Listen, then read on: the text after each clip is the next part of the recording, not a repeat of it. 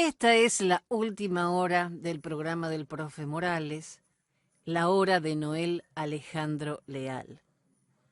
En estos 57 minutos más o menos que tenemos, nos enteramos de qué pasa no solo en Venezuela, sino cómo repercute lo que pasa en el Venezuela en el resto de América Latina y el mundo.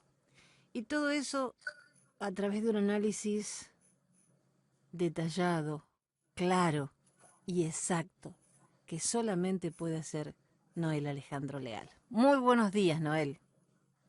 Buenos días, Jenny. Buenos días a todos, profe. Gracias por esta nueva oportunidad. Te voy a hacer un poquito de historia.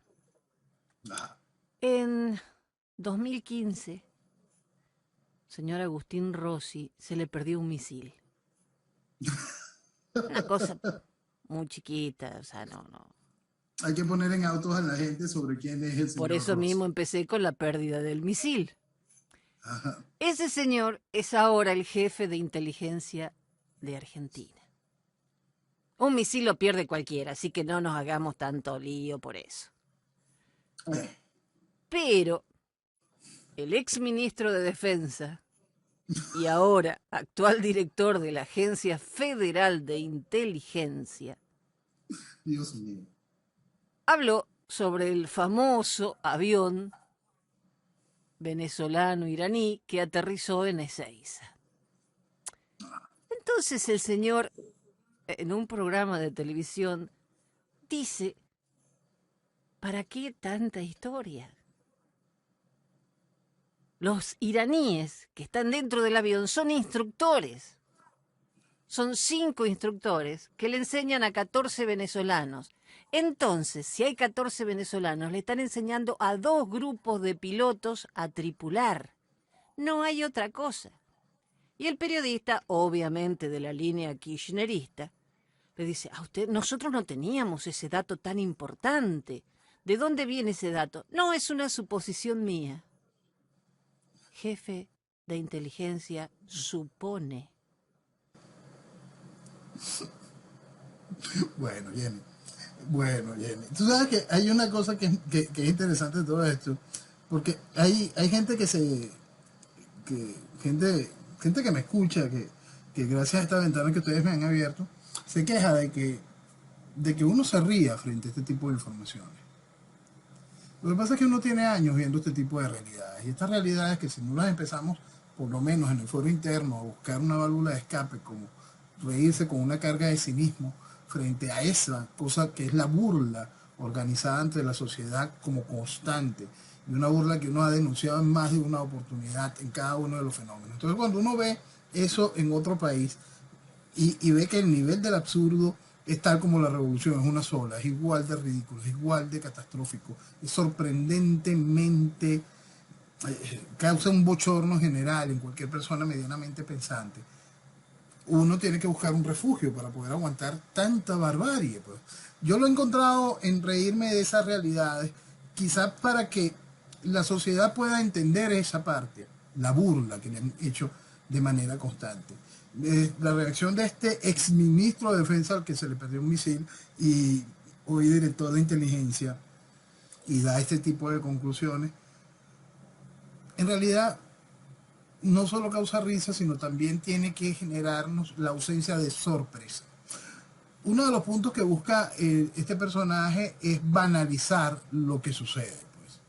Y lo que sucede, no quisiera yo entrar en lo técnico, que si hay gente buscada, que si el avión estaba, que pertenecía a una línea aérea que está con sanciones, que para más es Venezuela, que está llena de sanciones, que para más el avión este, la, es un avión de carga inmenso. Venezuela no tenía un avión de ese tipo. Nunca hay gran información sobre lo que sucede con ese tipo de carga que se traslada en esos vuelos. Para más venía la complicación con el otro vuelo, que este sí era de Conviasa, que cubría la misma ruta, pero tuvo que aterrizar en Bolivia ante la negativa de Argentina de seguir metiéndole más presión a todo este tipo de situaciones.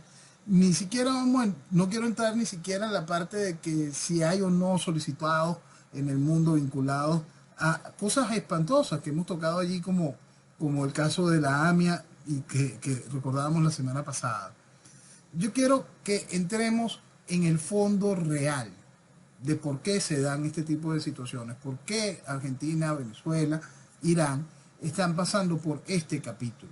Y esto tiene una unión clara, que es algo que he ido explicando yo desde 1998. Es un proceso revolucionario, neocomunista, fundamentalista. Y tenemos que comprender que la herramienta que hace posible que Argentina y Venezuela estén involucradas dentro de esto es el aparato del Foro de Sao Paulo y su motivación, su motor socialista. Cada una de estas piezas simplemente van encajando donde por lógica tenían que ir porque no hay otra alternativa. Pues usted tiene un proceso revolucionario de una estructura socialista que dirige a nuestro convenio de naciones hacia un proceso comunista, el cual entra dentro de un esquema de neocomunismo. El mismo va amarrado con el esquema del fundamentalismo islámico, que pues, por supuesto el principal motor es la República Islámica de Irán.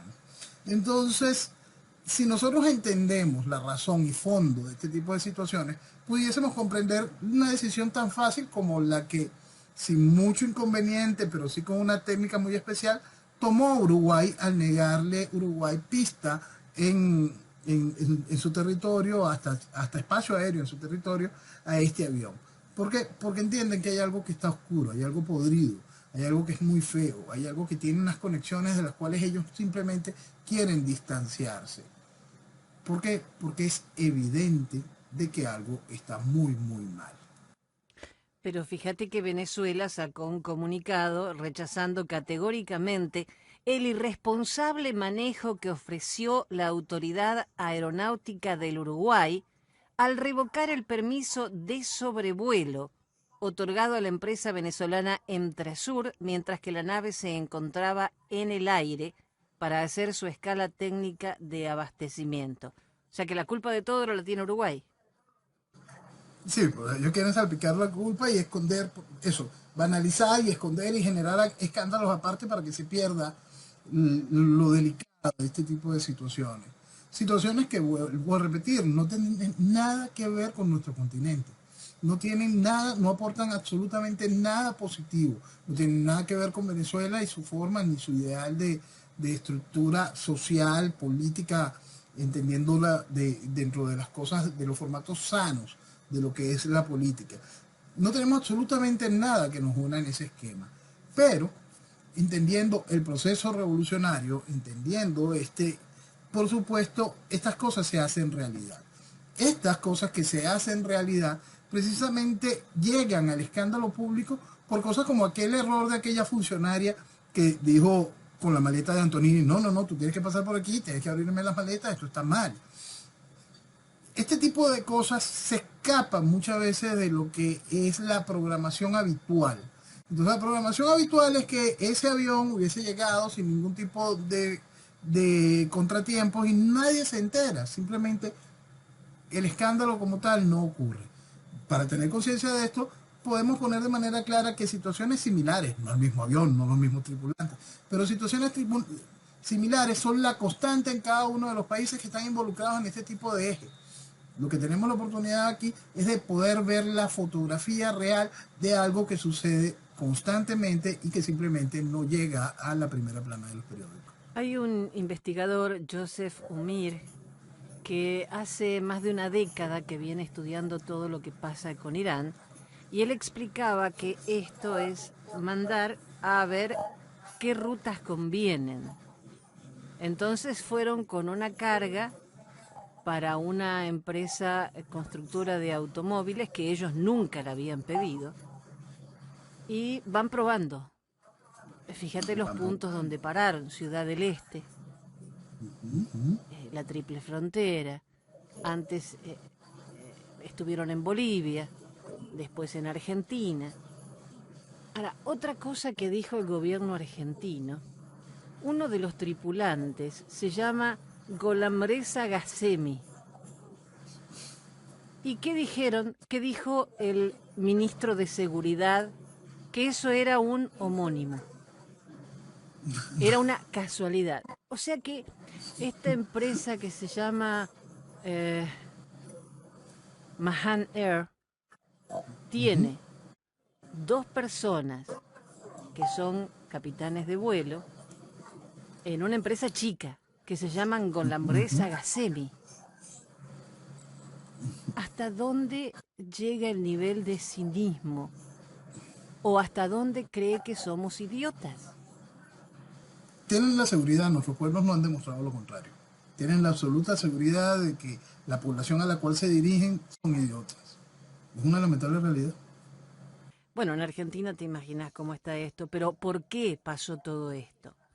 El presidente de Paraguay avisó lo que había pasado, que iba un avión, eh, lo desmintieron de Argentina, dijeron que no, y después el caballero salió a decir que sí, que el avión había, que ellos habían avisado a Argentina del pedido de secuestro que tenían de Estados Unidos.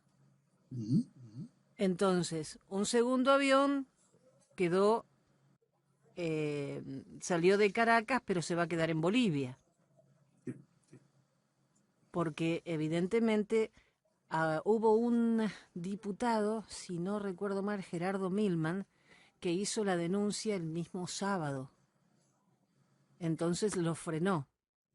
Y los tripulantes ahora están sin pasaporte, el avión está detenido.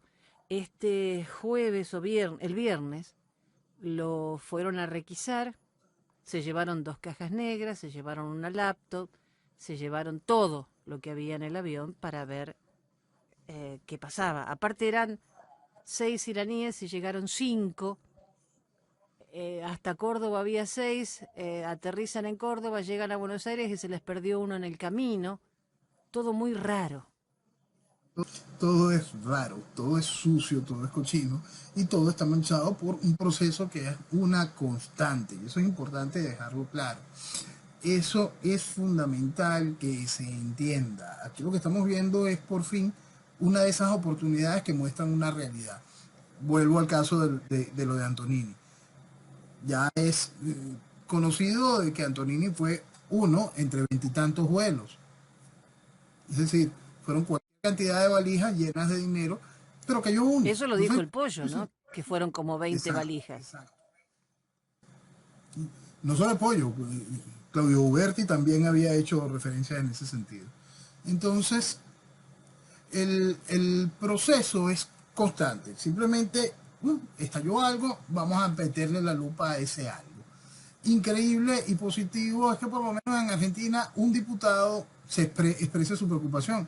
Aquí ningún diputado por parte de la oposición venezolana ha generado la más mínima expresión sobre lo que sucede con ese avión y que el nombre de Venezuela se esté usando como un coleto. Sí.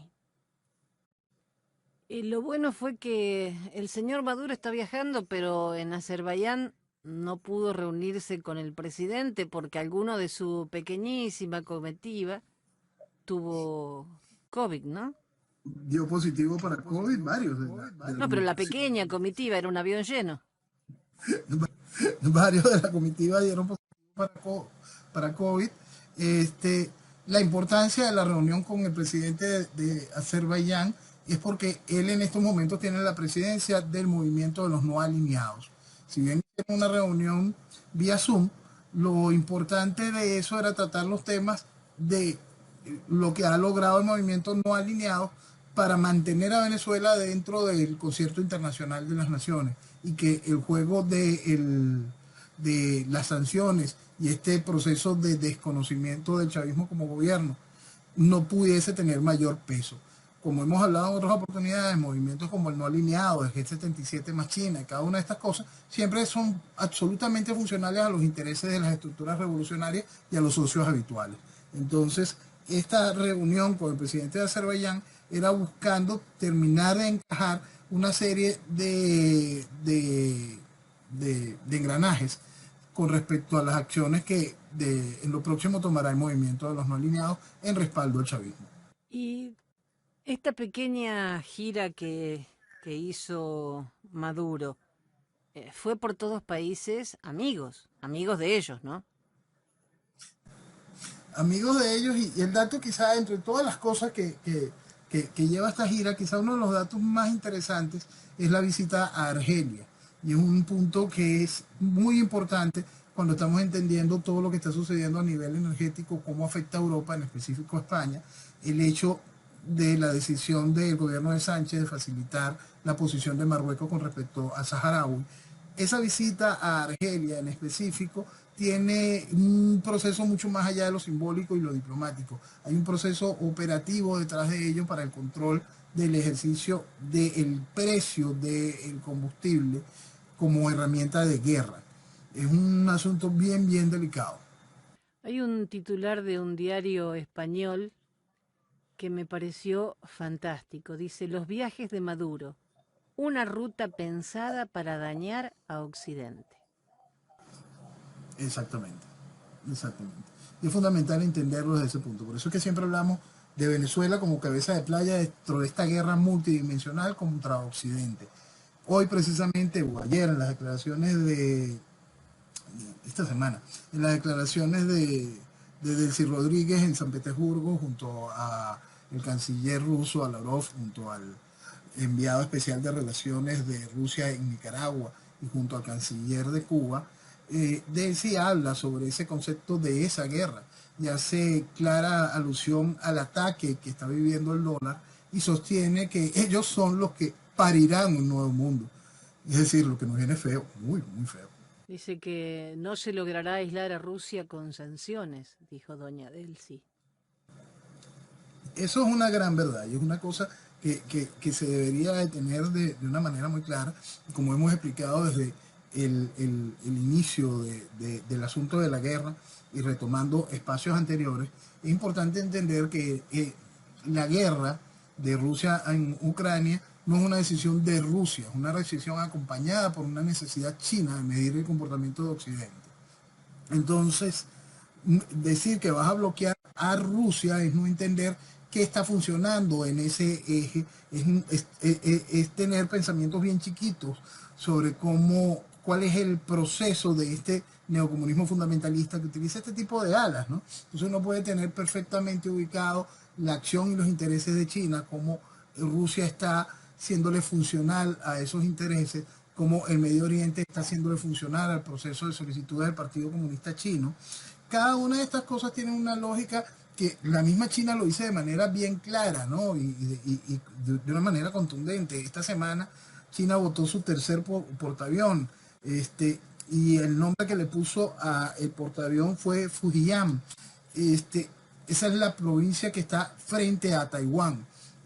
Todos y cada uno de los mensajes que va enviando China en cada uno de este tipo de cosas dejan clara la realidad de ese tipo de movimientos. Entonces, haber pensado en que se puede aislar a algo como Rusia, contando con el motor, el combustible, la fuerza de lo que significa China, contando con la estructura adicional de la ruta y la franja, es de gente realmente incapaz de pensar. Ahora que hablabas de Delcy Rodríguez, ¿ella va a estar a cargo de la reforma del sistema de justicia? Mira, esta vendría a ser, no sé, debe ser la 90ª reforma del sistema de justicia del gobierno desde el proceso constituyente de 1999. Han habido ya una buena cantidad. Que esté Delcy tiene la misma importancia que esté el portero de Miraflores. ¿Por qué? Porque la línea está ya enviada y hacia dónde se dirige el cambio de este tipo de situaciones y de cada una de las situaciones, más allá de la reforma del esquema de justicia en el país, no está lejos de algo que tiene que el país encontrarlo.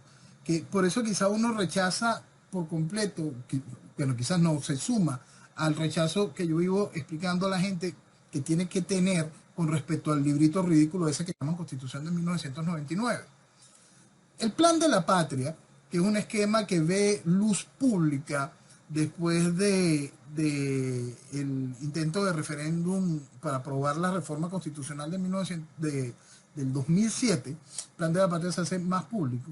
Hay un esquema allí donde se genera un proceso de transformación de Venezuela y quizás la parte más importante, debido a lo que venimos hablando dentro del proceso internacional, hay una gran cantidad de razones ahí explicadas de por qué estamos viviendo lo que estamos viviendo. Ahora, con respecto a los esquemas judiciales, también están expresados allí Y volvemos a enlazarlo con respecto a la Constitución. Esta gente que como todo progresista, como todo socialista, es gente realmente retorcida, toman la Constitución como un proceso programático, no como una base, no como un marco constitucional, sino la Constitución misma se va desarrollando, muestra un futuro al cual hay que llegar a través de un proceso de desarrollo, de un constante, de una transformación constante, propio de la estupidez socialista. Nunca vas a poder sembrar una base seria donde puedas relacionarte de una manera formal dentro del marco de las naciones, ¿no? Entonces, es importante tener en cuenta de que no importa que sea Delcy o sea el portero, igual que no importa que sea Maduro el que está en el poder, porque el proceso de transformación de este tipo de situaciones es bastante complejo. La semana pasada cerrábamos comentando precisamente sobre ese punto. El tirano en las tiranías modernas. El tirano es el títere, el muñeco que está allí dentro de ese aparato gigantesco que es la tiranía. En nuestras tiranías modernas, dentro de este proceso revolucionario neocomunista fundamentalista, que hace que sea un proceso global, donde Venezuela tiene su cuota específica, donde el Foro de Sao Paulo tiene su cuota específica, donde las relaciones con la Internacional Socialista tienen su cuota específica. Cada uno va imbrincado, va dentro de ese tejido. En el plan de la patria están esbozados muchos de estos esquemas que se van desarrollando en cada uno de estos procesos. En este momento le toca a Delcy, igual que Delcy tuvo que hacer parte de la reforma comunicacional y el otro día era la vicepresidenta del área territorial. Y en realidad no importa. Porque en el caso particular, hoy Delcy está precisamente representando, tiene el cargo de vicepresidente de la República. Pero ayer era la canciller y hoy está haciendo las labores de canciller como vicepresidente de la República. Es decir, no importa quién sea ni quién es. Lo que importa es que se haga lo que está dentro del marco del plan de la patria, dentro del proceso revolucionario que está ejecutándose.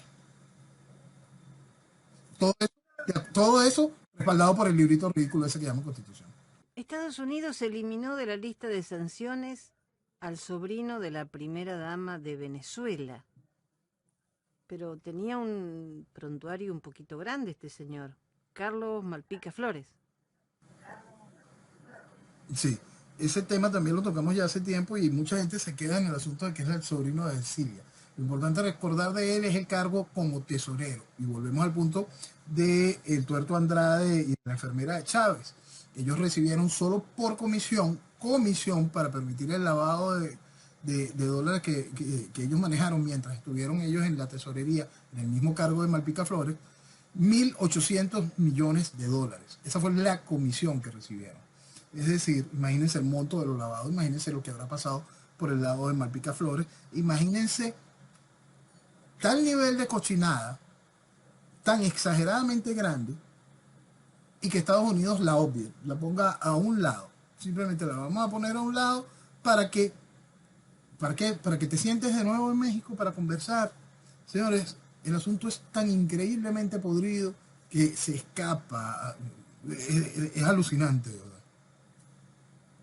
También Estados Unidos condenó a 4 años de cárcel a Carmelo Urdaneta, cuando le habían pedido por lo menos 10.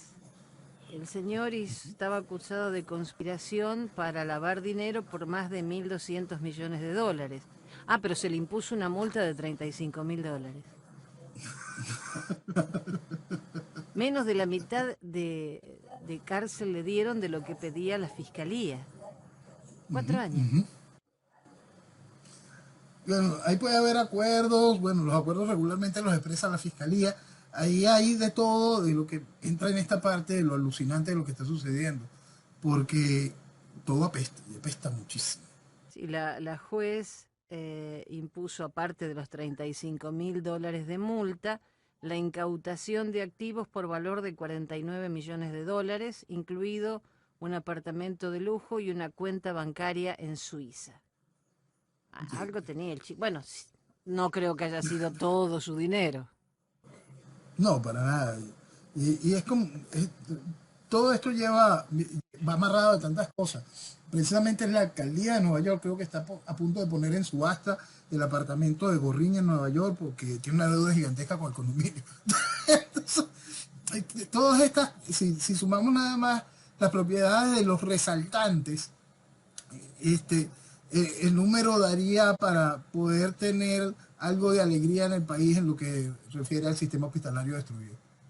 Ahora una jueza británica limita el testimonio en un nuevo juicio por el oro en Venezuela. El juicio va a ser entre el 13 y el 19 de julio entre representantes de Maduro y del Guiado. Sí. ¿Qué puede salir de esto? Mira, si Dios quiere, saldrá que el banco seguirá reteniendo el oro. Porque lo que le queda es terminar de reconocer a Maduro. Entonces, si Dios quiere, el banco seguirá reteniendo el oro. Londres funciona de una manera muy especial. Ellos tienen la noción muy clara de que sería una inmensa estupidez entregarle al guiado el control sobre ese oro. Entonces, la decisión creo que va a ir en el orden de que siga siendo el banco el garante de ese oro. Es que cuando uno lee las declaraciones de Richard Lizak, el abogado inglés del gobierno de Caracas, él dice, el juicio de julio determinará la cuestión de la validez de los nombramientos de la Junta de Guaidó. Si sus nombramientos no son válidos, el tema se acaba aquí. Eso es. Por eso es que en algún momento tienen que buscar un refugio, algún tipo de refugio, algún tipo de figura especial, donde se deja claro, mira, sí, no creemos en tus nombramientos, pero seguimos desconociendo aquel. Por lo tanto, el oro sigue permaneciendo. Bueno, eso sí sería una salida buena para el venezolano de a pie. Que no se lleven todo. Sí, porque siento que tiene que quedar, hay que empezar a sincerar todo este chiste, ¿no? Vamos a recordar que el guiado era por una presidencia de 30 días y llevar el país a elecciones. El guiado llega por un proceso de una asamblea del año 2015. Es decir, no hay nada, no hay ni el más mínimo sustento, no existe nada, por más que la gente pueda tomar hojitas sueltas del librito ridículo, no existe nada que le dé sustento al ridículo interinato, y más después de esta demostración de poder, porque esto hay que dejarlo muy claro. El paseo de Maduro por este tipo de países, la gente puede desmeritarlo, puede decir cualquier cantidad de pendejadas al respecto. Es una demostración de poder, es una demostración de ejercicio internacional de gobierno. Y eso tiene que quedar muy claro en cualquier país que tiene que juzgar algo con respecto a que el guiado es presidente de qué. De nada. Como siempre explicábamos desde el inicio de este chiste, jamás llegaría a la presidencia efectiva. Entonces, esa es una realidad. Esa presidencia como tal no fue efectiva, esos nombramientos no tienen validez alguna, pero por decisión ejecutiva, el gobierno de Venezuela está desconocido, por lo tanto no te puedo dar el oro. Bueno, pero por lo menos ahora los venezolanos que tengan dinero podrán viajar a Qatar porque va a haber un vuelo directo Venezuela-Qatar. Sí, sí. Eso es parte de la programación de que Venezuela vaya teniendo presencia mundialística. Tenemos que recordar, precisamente esta semana se otorgaron la cédula, todo esto es pensando en el Mundial del 2026, ¿no? Entonces, ir dejando que el chavismo está muy bien estructurado en ese sentido, ¿no? Y entonces el chavismo está pensando en una clasificación para el 2026. Mientras tanto, pone a calentar el nombre de Venezuela ligado a Qatar hoy es por conceptos estrictamente vinculados a lo que es el Mundial. Leía en un artículo que esta gira de Maduro es para enviar señales al mundo y a la administración Biden que él tiene poder, legitimidad e influencia sobre el club de los países autoritarios para abrir un diálogo directo con la Casa Blanca. Sí y no. Vamos a un punto. Como volvemos al punto de la demostración de poder, lo está dejando muy claro. ¿Un diálogo directo para la Casa Blanca necesita Maduro la demostración de poder? No. Es simplemente la demostración para que sea aceptado. Es parte de ese proceso que hacía el guiado de la restitucionalización de la tiranía, ahora la aceptación internacional de la particular forma de gobernar de la tiranía. todo eso va de la mano. La aceptación internacional no depende de que Washington vaya a tener un esquema de acercamiento directo con Maduro. Ya lo tiene y lo dejaron claro con aquella visita que hubo ya hace unos meses. El asunto es también poder comenzar esa relación frente a un proceso internacional que dice, sí, el tipo es el que tiene el poder y el guiado no lo tiene. Entonces, todo esto es como, vamos a mentirnos toditos con respecto a que Maduro está haciendo una cosa increíble.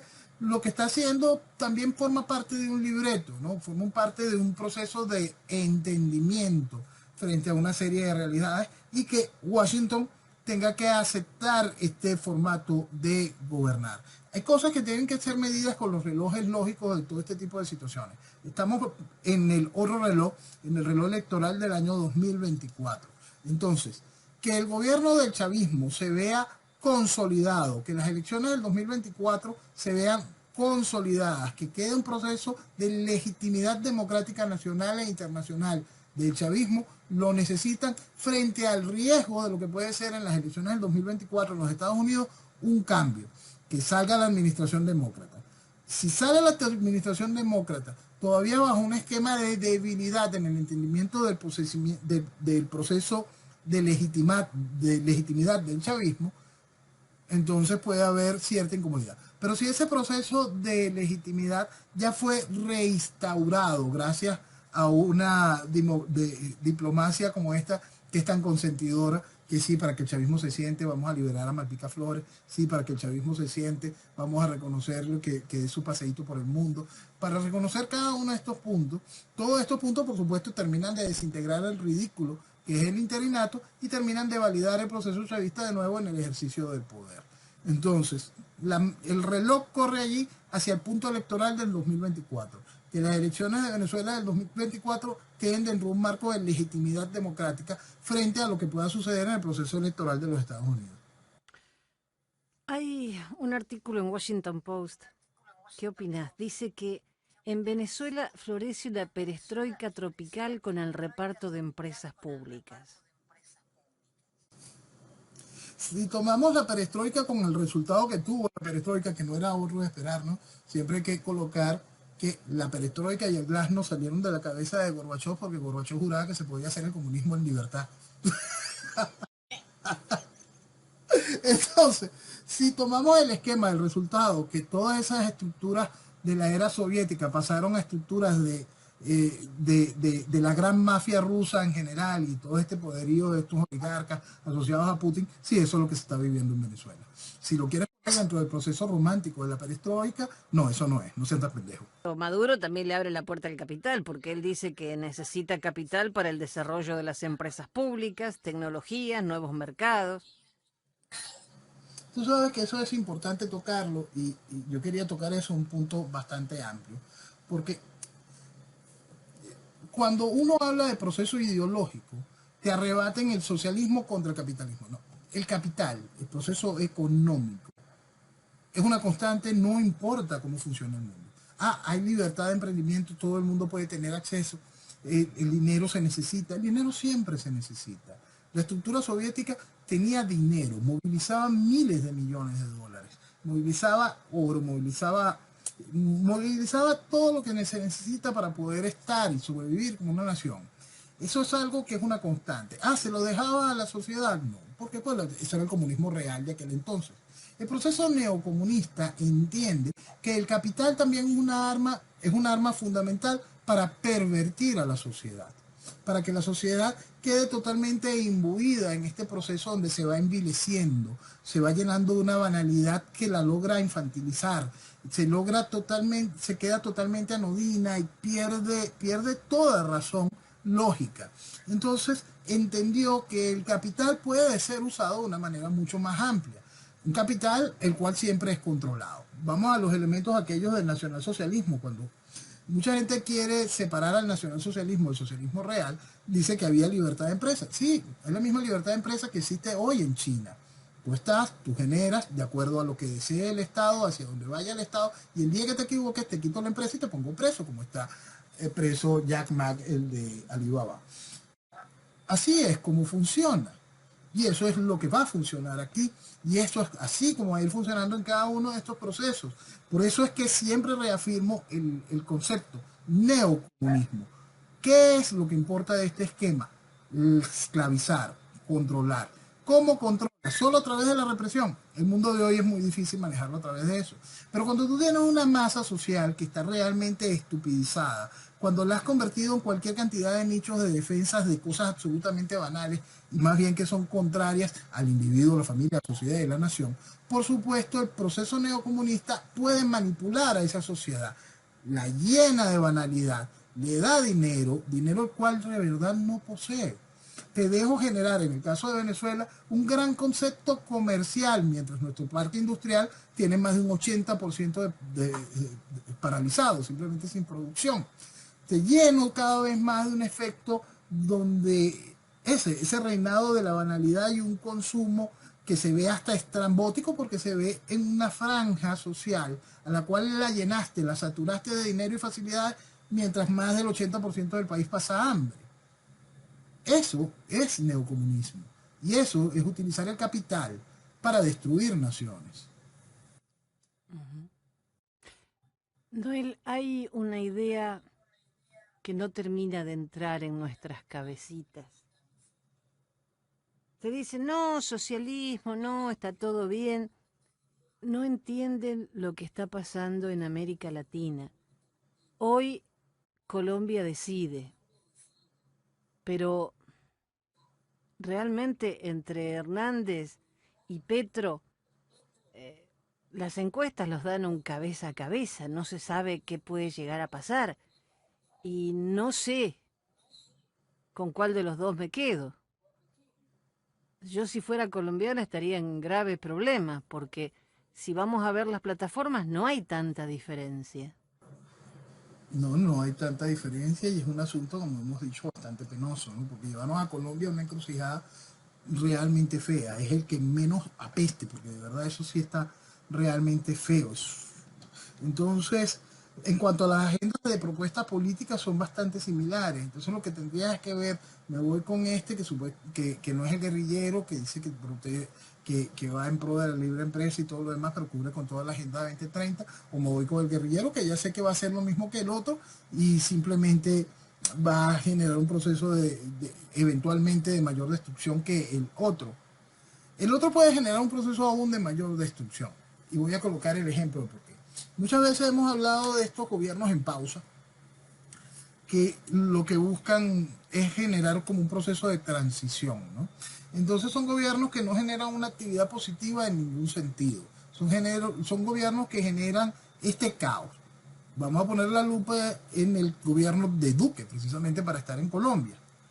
Estamos hablando de que están inundadas las redes sociales de amenazas impresionantes que recuerdan los tiempos más oscuros de la guerrilla colombiana, los tiempos más fuertes de la guerra del narcotráfico, los pepes, la persecución del cartel de Cali con el cartel de Medellín.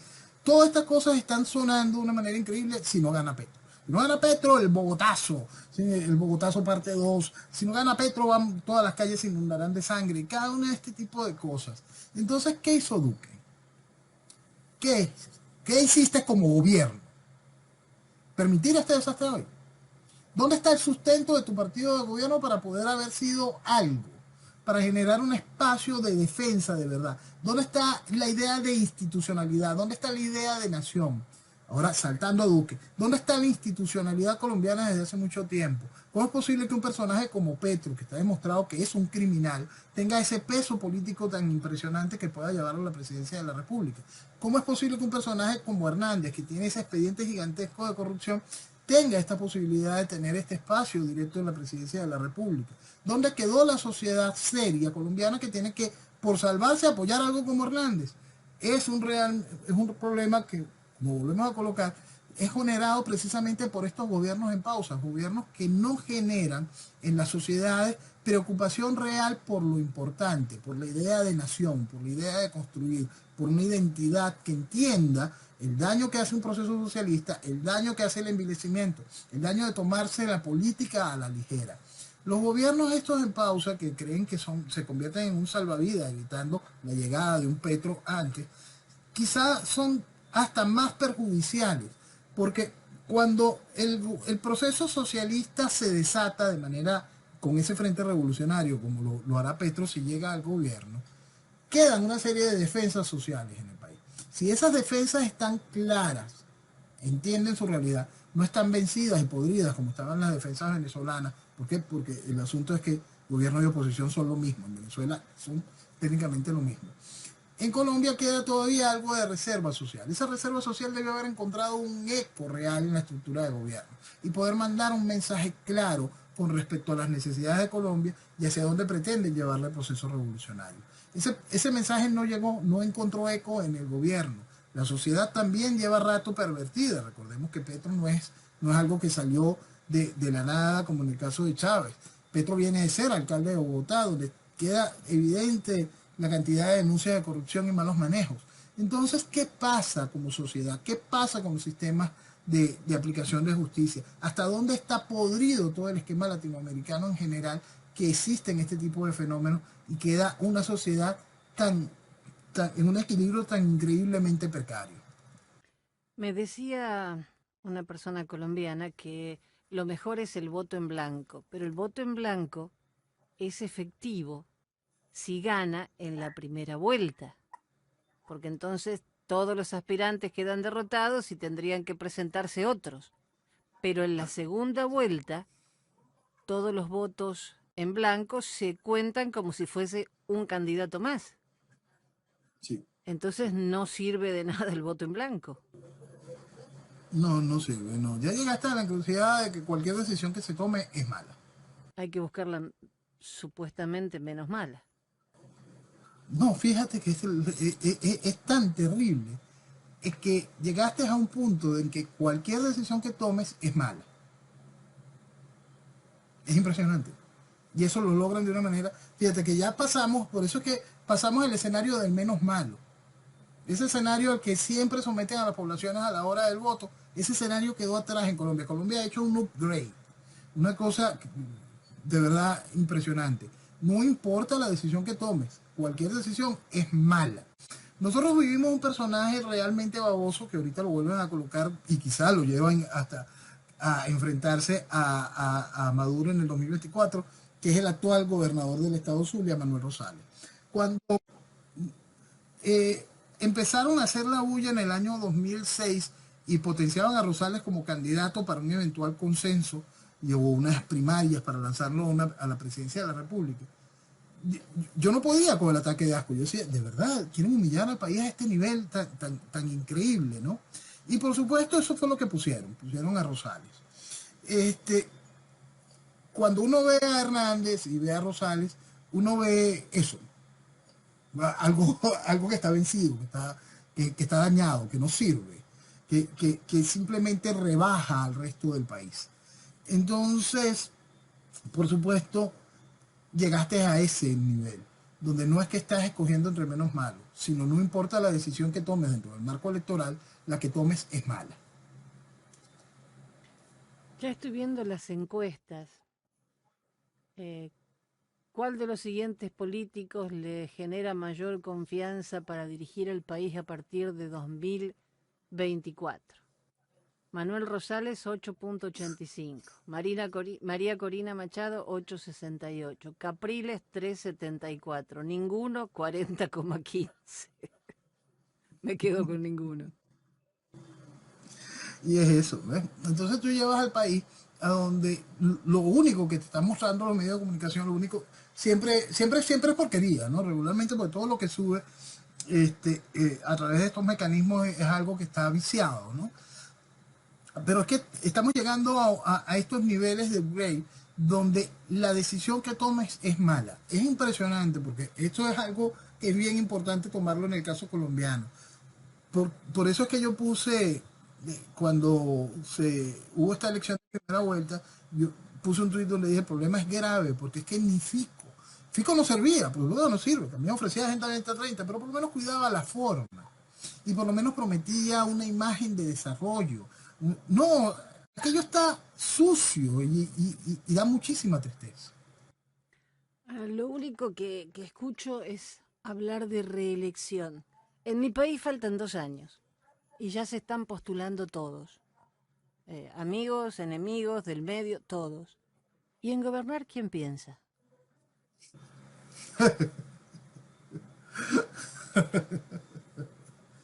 Ay, nuestros países están imbuidos en un circo tan increíblemente grande que es impresionante. Aparte de que se hizo en nuestros países una cosa terrible, se hizo accesible, por ridículo que parezca, la primera magistratura, se hizo accesible la presidencia, ¿no? Entonces, llegó un Chávez, llegó la viuda Cristina, llegó Lula, llegó Evo, llegó Castillo, llegó Boric. Entonces se hizo accesible, pues quiero dejar claro del nivel de estos personajes frente a lo que necesita nuestro país. Entonces se hizo accesible. Y por supuesto se lanza a la presidencia de la República cualquiera que no tenga la más mínima noción de lo que es un Estado. Simplemente tienes que bailar bonito en TikTok. Llegamos al ejemplo del personaje actual en Colombia. El problema es grave, es realmente profundo, atiene directamente a las sociedades. Las sociedades se han negado a pensar qué es un Estado, qué es una nación, dónde está la responsabilidad, qué es lo que significó nuestro pasado histórico, qué significan las oportunidades de nuestro presente y qué es lo que le vamos a legar a nuestros hijos. Todo eso quedó atrás. No vale, el tipo es simpático y baila bien. Claro, pero yo he visto en mi país, por ejemplo, cancilleres que eran espectaculares, que tenían una carrera diplomática, al que tenemos ahora, que ni habla inglés, y como ¿No? mínimo debería hablar inglés. Jerry, sí, bueno, Maduro tuvo Ah, cierto, me olvidé de eso. de más largo tiempo en la historia de la República de Venezuela, en ese cargo. Y ni siquiera habla venezolano. Ni siquiera habla venezolano. Entonces, nuestro problema es realmente profundo como nación, es realmente profundo en todos y cada uno de los sentidos. Y eso va, esto es muy importante que se entienda, eso va llegando, va drenando en todos los esquemas, ¿no? Entonces, cuando tú ves este desastre a nivel presidencial, tú ves este mismo desastre a nivel de las universidades. Las universidades nacionales se quejan de que salieron del ranking, ¿no? Del ranking internacional en muchas de ellas, y hay una queja y entonces empiezan las acusaciones internas con respecto a las modificaciones de las autoridades, que si fueron renovadas, no fueron renovadas, y no entienden el fondo principal de esto. Tú como centro educativo, tu materia principal era la calidad de tus profesores, y este proceso de gobierno estimuló una diáspora, estimuló un éxodo, y entonces mucho de ese material que es tu principal capital, lo perdiste allí, se fue. Pero tú quieres seguir mirando la basurita y no entiendes el fondo. Por eso es que volvemos al principio de lo que estábamos hablando frente al caso de lo que sucede en el avión. Más allá de los protagonistas, más allá de que si este nombre está o no repetido, de que esto, nosotros tenemos que entender el fondo de lo que está destruyendo a nuestras naciones. Nosotros tenemos que entender el proceso revolucionario que estamos viviendo. Nosotros tenemos que comprender el alcance del Foro de Sao Paulo. Nosotros tenemos que entender lo que significa que el Islam, el fundamentalismo islámico, esté penetrando nuestro aparato de decisión política. Porque cómo altera eso a nuestras sociedades. Nosotros tenemos que aprender a comprender y ver eso dentro de lo que está sucediendo en Europa y cómo Europa está realmente mal dentro de nuestros conceptos que nos han hecho libres, los conceptos que nos hicieron este concepto de Occidente, este concepto judeocristiano, esta razón como nos hemos entendido durante tantos años, cómo se va pervirtiendo. Y es válido recordar esas palabras del canciller iraní en Caracas en el momento electoral de los Estados Unidos, donde cambia y sale el presidente Trump y entra la administración demócrata de Biden. La hegemonía de Occidente murió. Hay que entender que eso es la muerte de la libertad. Eso es la oferta de lo que está dentro de este proceso revolucionario neocomunista fundamentalista. Entender esa realidad nos puede dar muchísimas luces sobre asuntos como el del avión, asuntos como lo que está viviendo Europa, entender lo que está viviendo Venezuela en la isla de Margarita y en la zona de Perijá con respecto a Hezbollah, entender una serie de realidades que si hoy son tangibles, estaban claras desde hace mucho tiempo, si lo vemos en la figura de Carlos el Chacal y su movimiento comunista pro defensa del proceso palestino. entendamos una serie de realidades, para poder comprender la necesidad de las acciones a tomar. Superan por mucho los procesos electorales, superan por mucho lo que está en la palestra de las decisiones políticas de nuestros países. Hay una total ausencia de noción de lo que es un Estado, de la responsabilidad increíble de lo que significa un Estado. Nos quedamos en conceptos de liberalismo, nos quedamos en conceptos de capital, nos quedamos en conceptos de justicia social y no queremos entender lo que representa un país, la responsabilidad de lo que significa eso y la responsabilidad de que es ese continente, de que es ese país para su sociedad, para sus familias, para los habitantes. Eso es increíble porque todo eso quedó atrás, quedó banalizado, quedó perdido. Y por eso es que este festival de payasadas está simplemente matando a la humanidad. Noel, gracias a escucharte, aprendí que ellos no son tontos.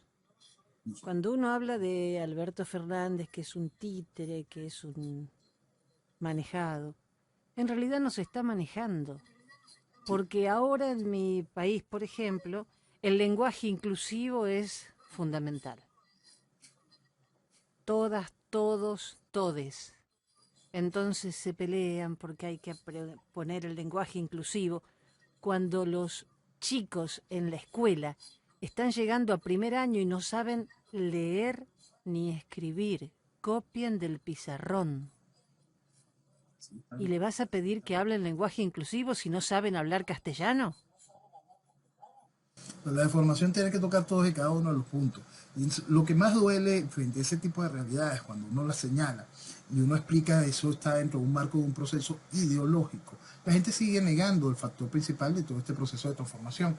Es un proceso ideológico, donde el individuo es socavado, el individuo pierde identidad, el individuo pierde las herramientas de la educación seria, el individuo es banalizado, estupidizado, infantilizado.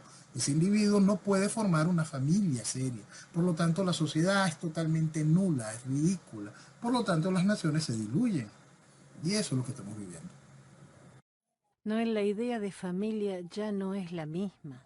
Y eso es algo muy, Ya eso no es hay algo muy familia. lamentable. A mí me da un poco de miedo ver cómo la familia tradicional, la reunión con los abuelos, ya se está perdiendo por completo. Todo, hay distintas herramientas que lo han hecho posible. De ese proceso estrictamente mercantilista de ver las cosas, no verlo en función del desarrollo de esa estructura de familia, de lo tuyo, de tus hijos, de lo que te pertenece, ver de ese proceso de entender de que tú quieres vivir en una sociedad que funcione, por lo tanto tú tienes que educar para que esa sociedad funcione, para que todo eso trabaje y tenga sentido. Cada una de estas cosas han sido dañadas, desde ese proceso ideológico hasta los métodos prácticos. Lo que vivimos nosotros con la pandemia hizo que se fracturara muchísimo los núcleos de las familias que existían como tales. Frente a este proceso de deshacer a la familia, las familias nuevas no tienen consolidación y las familias que existían bajo ese proceso recibieron un bombardeo muy fuerte con el encierro de la pandemia y con cada una de estas herramientas que han ido generando una nueva serie de vicios en la sociedad. Vicios que han cortado el afecto real y se ha convertido en un proceso donde la mentira es la que reina, la banalidad es la que tiene los honores. Noel, te voy a pedir un favor. Para próximos programas, me gustaría que nos hables un poquito del Foro de Sao Paulo. Ya empecé a escuchar a algunos periodistas mencionarlo y eso me parece fantástico porque antes ni se lo conocía. Entonces, para cuando las noticias no sean tan estrepitosas como las de ahora, que nos puedas explicar un poquito qué es, cómo viene y cómo nos trajo hasta donde estamos hoy. Y hasta donde nos pretenden llevar, que es mucho peor el escenario todavía. Bueno, esperemos que hoy Colombia tenga un rumbo un poquito mejor y toda nuestra América, porque hay muy pocos países que se salvan de estos populistas que lo único que buscan es enriquecerse y dejar a la gente cada vez más sola y cada vez más pobre. Ustedes no tienen combustible, nosotros tenemos vaca muerta que se empezó a licitar y resulta que no quieren empezarlo para que no le quede al próximo gobierno. Por supuesto, eso es pensar en la gente, ¿no? ¡Guau! Bueno, para todos los papis un feliz Día del Padre y ojalá tengamos alguna noticia más linda la próxima semana. Te convocamos. Amén. Señores, muy buenos días y que viva Venezuela. ¡Viva Venezuela!